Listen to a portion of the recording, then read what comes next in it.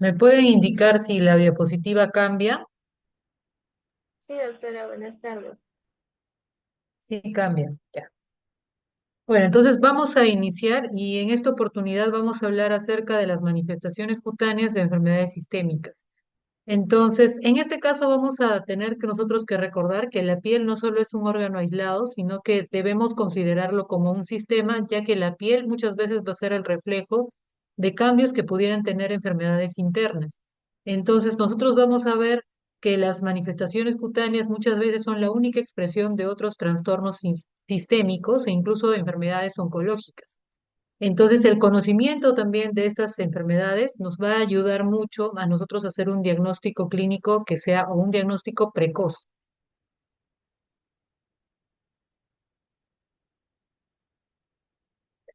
¿Y esto entonces por qué? Y eso es más que todo pregunta de examen porque la piel posee un doble origen embriológico que es ectomesodérmico.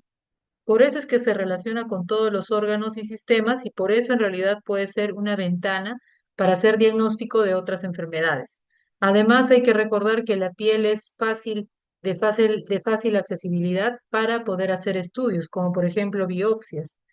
Entonces, también hay que tener en cuenta de que esto nos va a ayudar mucho para hacer diagnósticos que sean precoces y que nos puedan ayudar también con tratamientos que sean oportunos.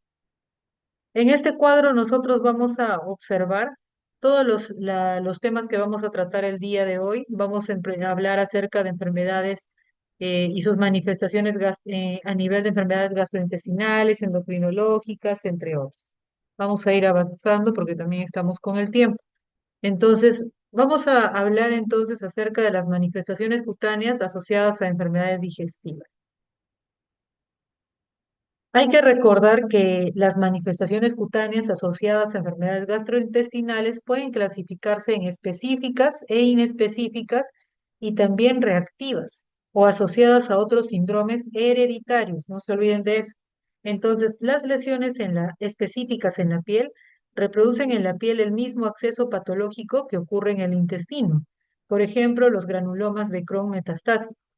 Las manifestaciones que sean reactivas, en cambio, van a producir como consecuencia de la respuesta inmunológica sistémica, como por ejemplo el eritema nodoso, el pioderma gangrenoso y el síndrome de Sweet, por mencionar algunas. También existen otros síndromes hereditarios que se asocian a lesiones cutáneas con poliposis gastrointestinal o alteraciones vasculares que nosotros vamos a ir viendo a lo largo de esta presentación. Entonces, vamos a hablar entonces acerca del pseudosantoma elástico y este es un trastorno hereditario y lo que vamos a encontrar es que hay una alteración del tejido elástico por calcificación progresiva y elastorrexis de las fibras elásticas de la dermis reticular, principalmente de la piel, de la retina y los vasos. Puede iniciar a los 20, 30 años y clínicamente se va a presentar con estas placas amarillas que son de superficies similares a un empedrado o como piel de gallina. Y esto puede presentarse en pliegues como el cuello, el pliegue axilar, inguinal o periumbilical.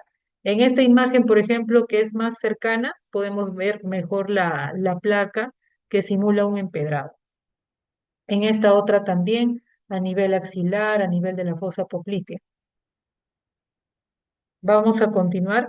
La telangiectasia hemorrágica hereditaria, conocida también como el síndrome de Rendu-Oswestder, esta es una enfermedad autosómica dominante y se trata de una displasia vascular, pero es multisistémica que produce dilataciones anormales de vasos pequeños sanguíneos, tanto en la piel como en la mucosa. Esto puede comenzar durante la adolescencia con telangiectasias y la manifestación más frecuente es la epíxtasis recurrente y puede incluso, pregunta de examen, aparecer en el 90% de los pacientes. Entonces, con el transcurso de los años, estas telangiectasias muchas veces pueden extenderse hacia los labios, como vemos en la imagen, la lengua, la cara o incluso los pulpejos de los dedos. También pueden existir malformaciones arteriovenosas pulmonares, hepáticas. Entonces no nos olvidemos de esto. Vamos a ver. El síndrome de Garner, en este caso, esta enfermedad hereditaria tiene una triada clásica, que son la aparición de ostomas múltiples, poliposis gastrointestinal, tumores mesenquimatosos en la piel y tejidos blancos. Por ejemplo, a nivel de la imagen, en la imagen ya podemos observar estas lesiones nodulares a nivel del ángulo de la mandíbula, ¿no? Y también podemos observar múltiples quistes epidermoides distribuidos en el rostro, similares a las hiperplasias sebáceas en la imagen, ¿no? Pero no en el tejido en sí. Otro es el síndrome de Peutz-Jeghers. Este trastorno probablemente ustedes ya lo han escuchado. Se trata de un trastorno autosómico dominante, donde los pólipos se localizan a nivel gastrointestinal, son amartosos y por lo tanto va a muchas veces producir una alteración del tejido conjuntivo. Clínicamente, esos pacientes pueden presentar estas máculas que confluyen muchas veces y pueden formar estas manchas pigmentadas o lentiginosas de un color medio marrón o azuladas, en los labios o en los pulpejos de los dedos. Esto también ustedes ya probablemente lo han mencionado en alguna de las clases y se trata de la dermatitis herpetiforme y esta es una manifestación cutánea muy frecuente de la enfermedad celíaca, porque incluso pueden leer ustedes acá, más del 85% de los pacientes muestra una inflamación intestinal en la biopsia yeyunal. Entonces, los signos y los síntomas concomitantes a los de la mala absorción son proporcionales también a la gravedad de la enteropatía por gluten. Entonces, clínicamente, ¿qué van a presentar estos pacientes?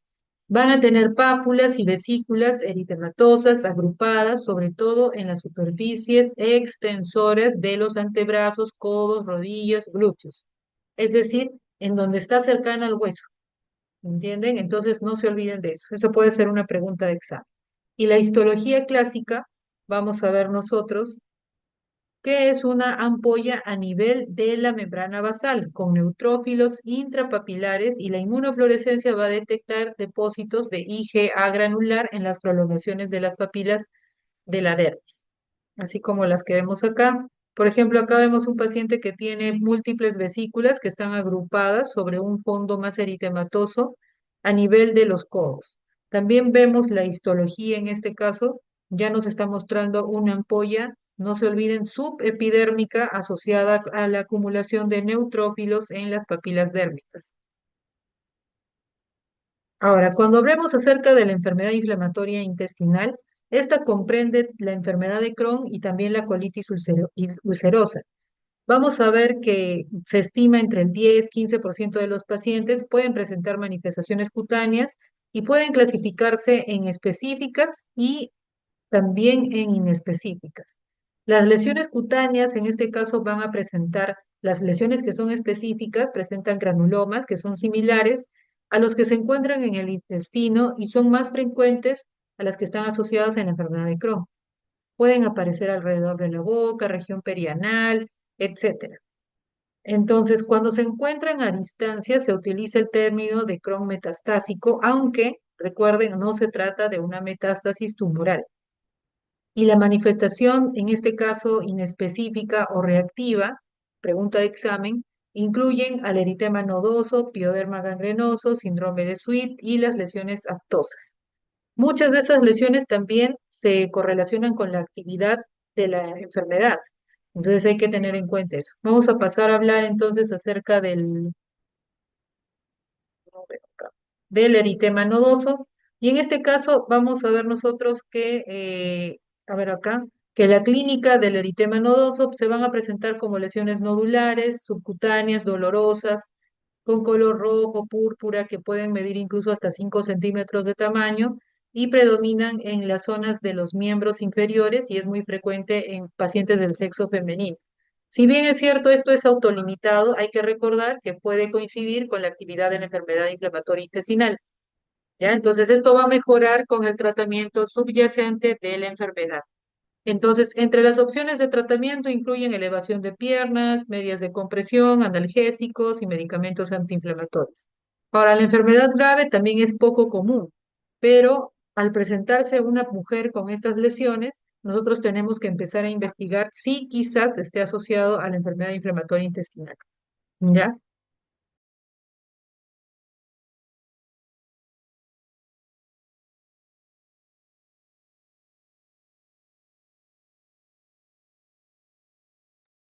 Aquí sí presten atención, por favor. Respecto al pioderma gangrenoso, vamos a ver nosotros que se presenta del 0,4 al 2%. O sea, es infrecuente, pero recuerden, acá hay un término muy importante que deben recordar, que es el fenómeno de Patergia, que es que la lesión surge a nivel del sitio donde ocurrió el traumatismo y sigue un curso impredecible, pero es severo. La localización es en cualquier lugar y con preferencia en las superficies extensoras de los miembros inferiores. Clínicamente, ¿cómo se va a presentar este paciente? Este paciente va a presentar como una pústula, una pápula, un nódulo doloroso que evoluciona rápidamente hacia una úlcera profunda, como vemos en la imagen, donde recuerden esto, que los bordes son violáceos y son ensocavados e irregulares con un fondo que es necrótico. Una característica, entonces, no se olviden, es el fenómeno de Patergia, que consiste en la aparición o el agravamiento de las lesiones después de un traumatismo mínimo, una biopsia, por ejemplo, o una intervención quirúrgica. Por esta razón es que el debridamiento quirúrgico puede empeorar también la enfermedad. Por ejemplo, este es un caso clínico, a ver si se cargó, donde un paciente tuvo una lesión en el tórax anterior y para esto es necesario también utilizar inmunosupresores, corticoides, ciclosporina o incluso agentes biológicos. Otro es el síndrome de Sweet, también denominada dermatosis neutrofílica febril aguda. Esta es una manifestación poco frecuente de la enfermedad inflamatoria intestinal. ¿Y cómo vamos a ver este paciente? Va a tener un inicio bastante súbito de fiebre, compromiso del estado general y aparición de lesiones cutáneas, pero dolorosas. Las lesiones pueden ser pápulas, placas, nódulos que son eritematosos, como vemos en la imagen, e incluso pueden ser edematosos. Debido al edema intenso que hay en este caso en la dermis, algunas de las placas incluso pueden tener una apariencia como medio pseudo vesicular. Se localizan principalmente en la cara, en el cuello, en las extremidades, como vemos en la imagen. Y en este caso, en los exámenes de laboratorio, lo que vamos a encontrar es leucocitosis con neutrofilia. Histológicamente, lo que vamos a encontrar, histológicamente lo que vamos a encontrar es un infiltrado denso de neutrófilos acompañados de edema sin una verdadera vasculitis. Por ejemplo, acá ya en la imagen podemos ver estos pacientes que tienen unas placas ovaladas eritematosas, muy eritematosas, y este paciente presenta ya una evolución bastante tórpida, ¿no? Bastante amplia. Otras son las aftas orales, y estas están asociadas también a los pacientes con enfermedad inflamatoria intestinal, y en este caso, debido a la inflamación y ulceración, se relaciona también con la actividad de la enfermedad. En este caso, pueden incluir periodontitis, entre otras. El tratamiento en este caso van a ser esteroides tópicos para las lesiones orales. Ahora vamos a hablar acerca de las manifestaciones cutáneas asociadas a enfermedades endocrinológicas. Y aquí hay que recordar a las manifestaciones de una enfermedad muy frecuente que es la diabetes. ¿Por qué? Porque ustedes van a ver durante toda su etapa de médico general muchos pacientes que tienen estas lesiones y a veces pensamos que son léntigos solares u otras patologías. Entonces, lo primero es hacer el antecedente de un paciente que tiene diabetes, por ejemplo, ¿ya? Porque aparecen el 50% de ellos y clínicamente se van a presentar estas placas, como vemos acá, atróficas, donde hay un adelgazamiento de la piel de color rojizo, parduzco, irregular y son asintomáticas. O sea, el paciente no menciona si hay dolor, tampoco hay prurito, etcétera. Una de las causas también que se propone es la microangiopatía relacionada a la diabetes. No existe un tratamiento eficaz, muchas veces estas son secuelares, ¿ya? El tratamiento en sí es más que todo hidratar la piel, controlar la glicemia, aunque no existe relación del control de la glicemia y el desarrollo de la dermopatía diabética. O sea, el paciente va a tener clásicamente estas lesiones que parecen incluso unas manchas o unas placas medias atróficas deprimidas y también hiperpigmentadas diferentes de los léntigos solares. Otra bastante frecuente de ver y que muchas veces se confunde hasta con una celulitis es la necrobiosis lipoidea. Y en este caso vamos a ver que van a aparecer estas placas muy circunscritas, atróficas, pretibiales y sobre todo bilaterales, diferentes de la celulitis. En este caso van a tener un centro que es más pardo, amarillento, deprimido, donde permite incluso ver los vasos subyacentes con bordes irregulares. Vamos a ver también que son indoloras. En cambio, la celulitis muchas veces cursa con dolor. También vamos a ver que la etiopatogenia no se conoce muy bien, pero hay asociación con la microangiopatía. El tratamiento no es muy eficaz en realidad que demos nosotros antibióticos, a no ser de que el paciente tenga signos de infección, pero en este caso el tratamiento con corticoides tópicos o intralesionales de alta potencia nos van a ayudar a reducir la inflamación de las lesiones activas precoces que tienen estos bordes que marcan actividad, ¿ya? Como la que vemos acá. Otra es la acantosis nigricans y hay que recordar que la acantosis se caracteriza por presentar placas que son pigmentadas, engrosadas de superficie, como la ven acá, aterciopeladas. Principalmente se van a localizar en pliegues como la región axilar, la región cervical posterior y la ingle. No se trata solamente de una pigmentación, es decir, el paciente a veces viene a la consulta porque desea usar despigmentantes para esta zona, pero en este caso también hay que observar de que el examen también, en el examen físico vamos a observar que hay un aumento del grosor y hay acentuación también de los pliegues. Por eso es que se menciona que son pliegues aterciopelados.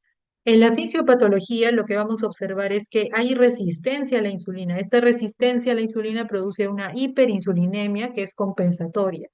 Entonces, en concentraciones altas vamos a ver que la insulina activa los receptores de factores de crecimiento que son similares a la insulina tipo 1 en los queratinocitos y en los fibroblastos. Esto a su vez va a estimular la proliferación y va a haber una hiperkeratosis, papilomatosis de aspecto aterciopelado clásico que ven en la imagen. ¿Ya? Entonces, no se olviden entonces que la alteración inicial es un aumento de la frecuencia de los pulsos de la insulina, lo que favorece también la acción. Entonces, vamos a ver otro, manifestaciones cutáneas. En este caso vamos a hablar acerca del síndrome de ovario poliquístico. Un momento.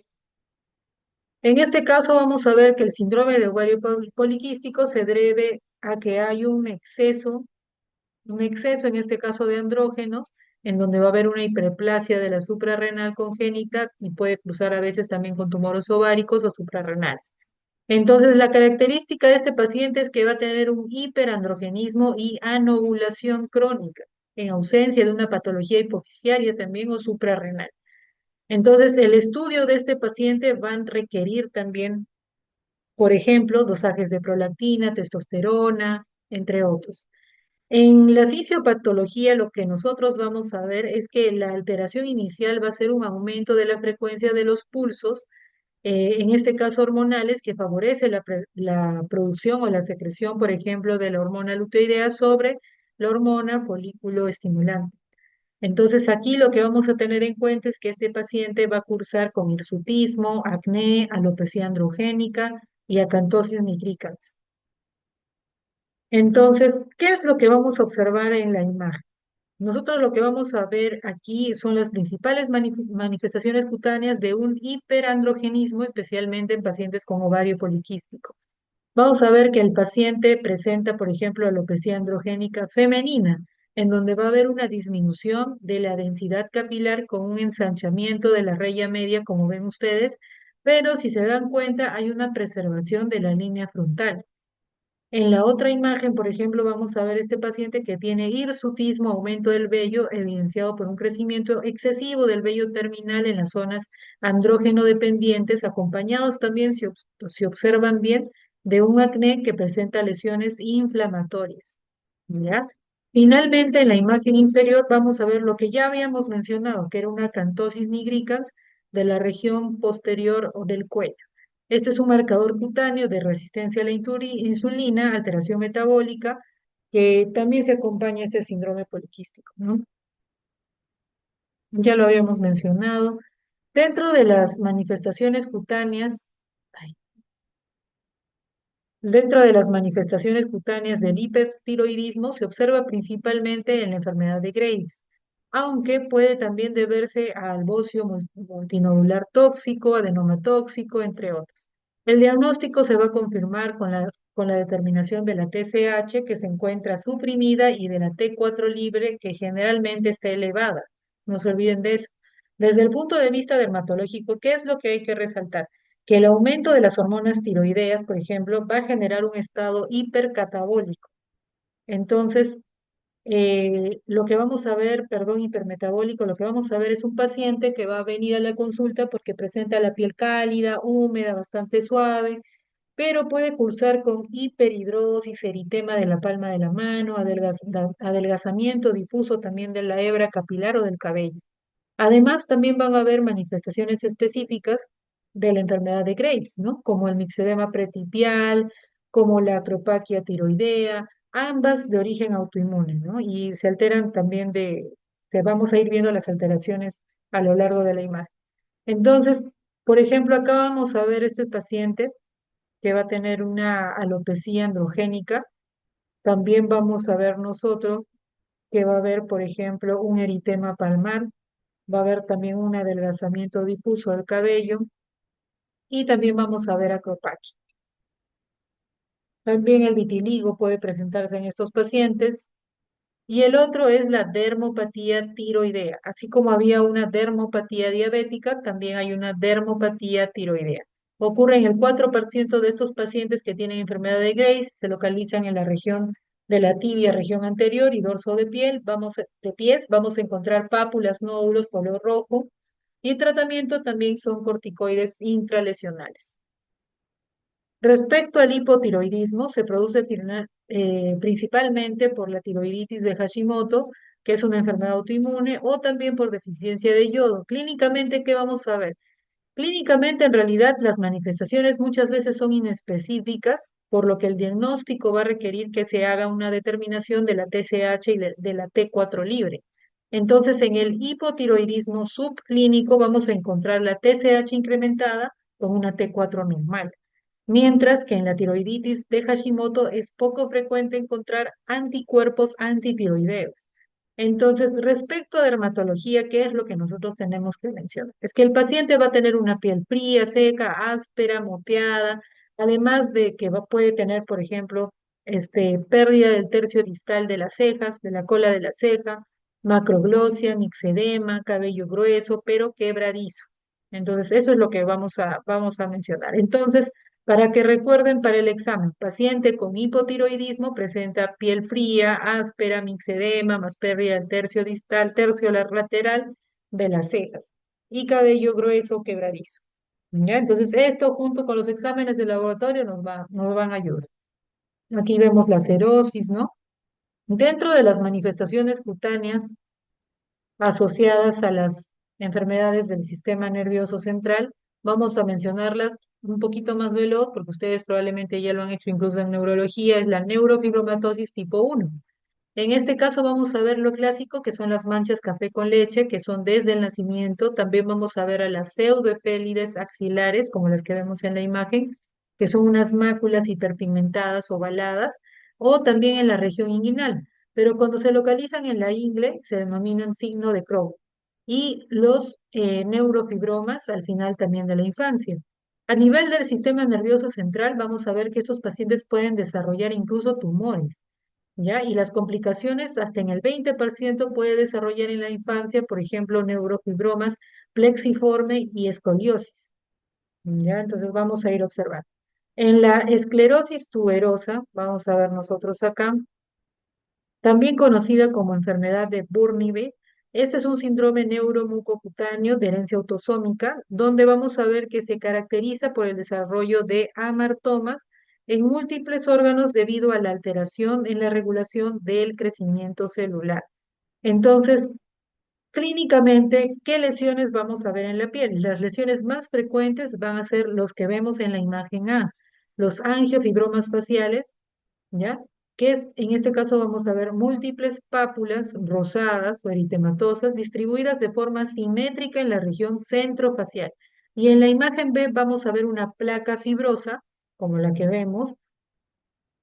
Además, pueden presentarse también máculas hipomelanóticas en hoja de fresno, como la que vemos acá, ¿ya? También se pueden presentar, por ejemplo, acá ya a modo de resumen, podemos ver entonces los fibromas periunguiales de Cohen, las manchas café con leche que habíamos mencionado, las máculas hipomelanóticas en hoja de fresno, son lesiones características, no se olviden.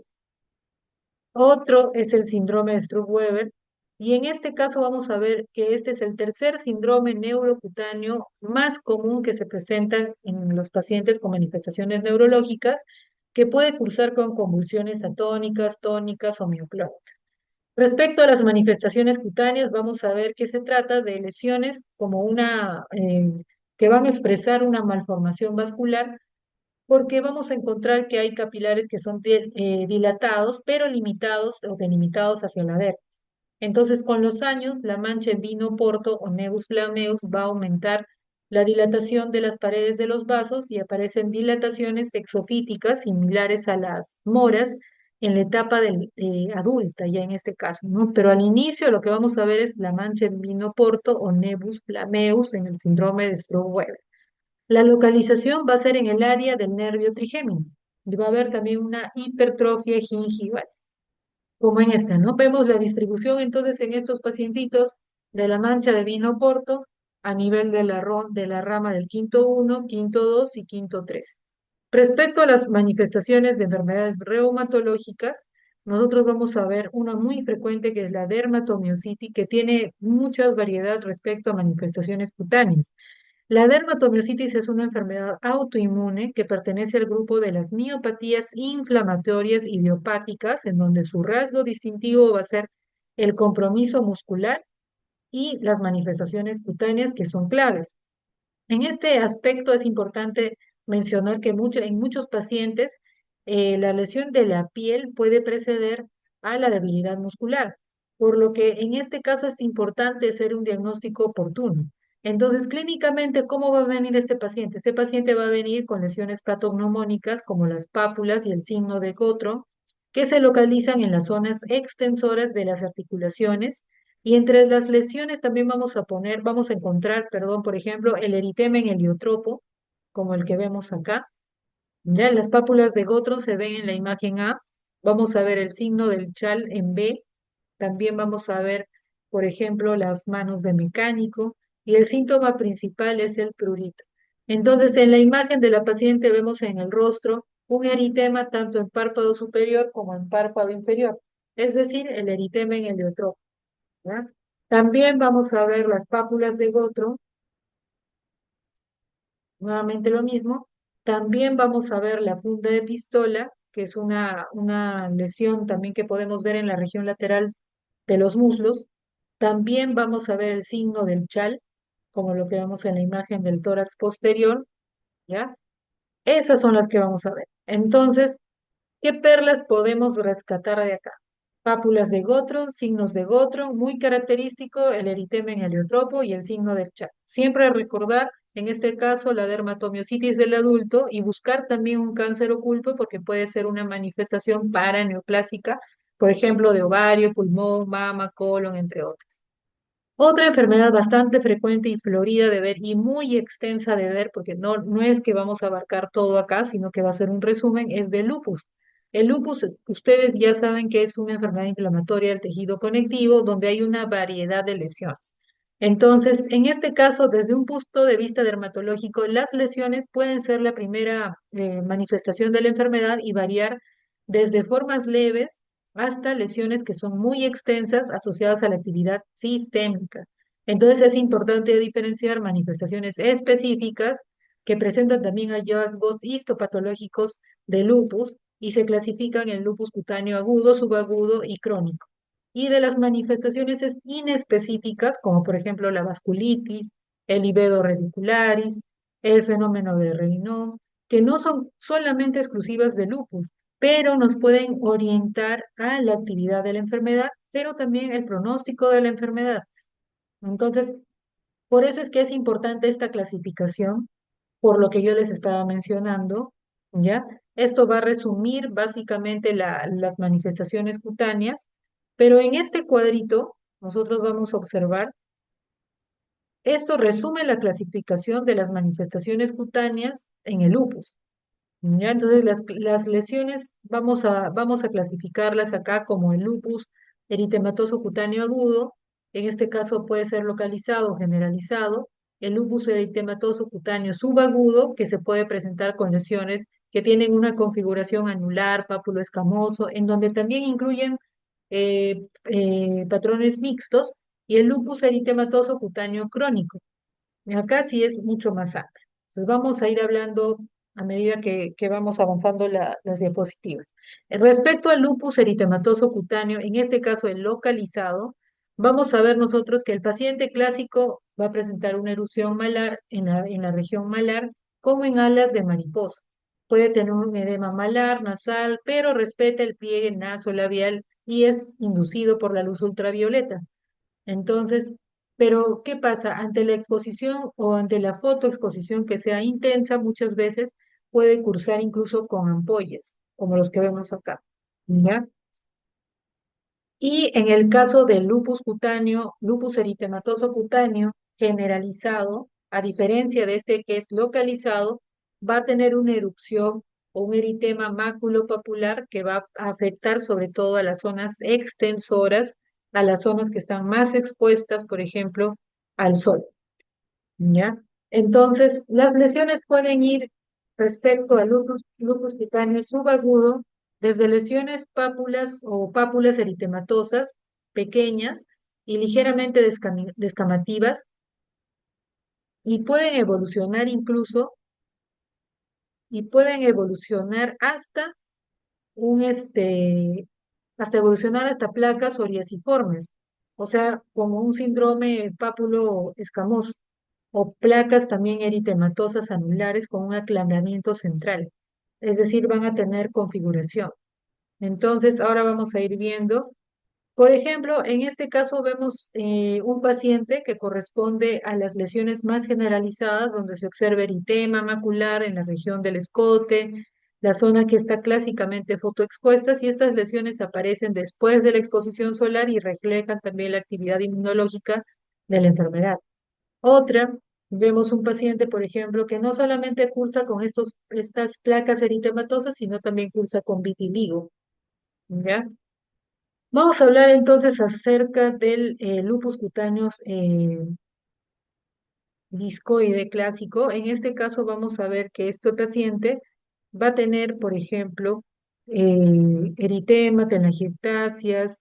En este caso pueden ir también con placas y descamación gruesa o placas hipo o hipercrómicas.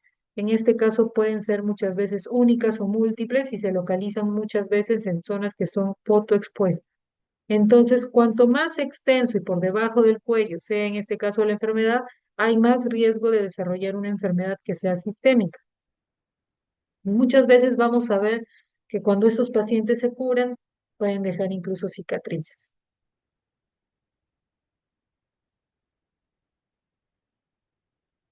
Acá vamos a observar nosotros de que este paciente, por ejemplo, ya tiene una alopecia cicatricial luego de que se presentó la enfermedad. Otro es la paniculitis lúpica, en este caso se va a presentar con estas lesiones tipos nódulos pétreos, subcutáneos, y si no se tratan adecuadamente, vean ustedes cómo es que las secuelas van a conducir a una atrofia y a una calcificación subcutánea, y en algunos pacientes, por ejemplo, pueden desarrollar incluso una ulceración. Por ejemplo, acá se localiza en las mejillas y en el otro paciente en la región glútea, ¿ya? Y todas estas de acá son las manifestaciones que son inespecíficas, las que yo les había comentado. ¿Nos ayudan? Sí, pero es importante hacer también la unidad clínica, ¿ya? Como el livedo radicularis, entre otros. Vamos a seguir avanzando. Entonces, vamos a hablar entonces acerca de las manifestaciones cutáneas a enfermedades suprarrenales. Y aquí es importante nosotros que tengamos en cuenta al síndrome de Cushing. En este caso vamos a ver nosotros de que va a haber un exceso de corticoides que se ve causado por la hipersecreción pituitaria de la hormona adrenocorticotrópica. Vamos a ver clínicamente esos pacientes que van a presentar cara de luna llena, cuello de búfalo, depósito graso en la cintura pelviana y reducción también del tejido graso a nivel de las extremidades. Vamos a ver también que presentan una atrofia epidérmica, también pueden presentar estrías y púrpura. También puede haber un acné esteroidal y también pueden cursar con hirsutismo. Eso es lo que yo les comentaba, la armadilla de grasa o dorso cervical. También vemos, por ejemplo, infecciones fúngicas, es también bastante frecuente. También vemos, por ejemplo, las alopecias, las estrías también. Y el acné inducido por esteroides, recuerden que a diferencia del acné, donde la lesión elemental es un comedón, en el acné inducido por esteroides, muchas veces las lesiones son monomorfas y existe el antecedente de haber tenido una medicación con corticoides, ¿no? Eso hay que ir bien. Entonces, acerca de la enfermedad de Addison, corresponde esto a una insuficiencia suprarrenal primaria pero también puede deberse, por ejemplo, a infecciones, hemorragias, infiltrados tumorales, etcétera. Clínicamente, el hallazgo característico va a ser una hiperpigmentación difusa a consecuencia del aumento de la hormona estimulante de los melanocitos. Entonces, esta pigmentación, sobre todo, vamos a verlas en zonas extensoras o en zonas fotoexpuestas, perdón, por ejemplo, de los pliegues palmares, axilares, etcétera. También vamos a ver que estos pacientes pueden también tener pérdida del vello axilar y púbico, así como el aumento del sodio a través del sudor, ¿ya? Entonces, no olvidemos esta tablita donde vamos a ver hiperpigmentación cutánea, hiperpigmentación del cabello, hiperpigmentación de la mucosa, pérdida del vello axilar y púbico. Y también pueden cursar con bandas longitudinales en las uñas hiperpigmentadas, como la melanoniquia. ¿Ya? Acá vamos viendo entonces las lesiones. Bueno, en la melanoniquia hay que hacer el diagnóstico diferencial con un melanoma subungual, ¿no? Listo. Entonces, solamente para recordar que la piel no es solamente un órgano aislado, sino que hay que considerarlo como un sistema ya que se comunica con el medio interno. Y el conocimiento también de estas lesiones también a ustedes los va a ayudar a que puedan hacer un diagnóstico, pero sobre todo un tratamiento oportuno. ¿Ya? Listo, chicos, gracias. ¿Alguna duda? ¿Todo claro?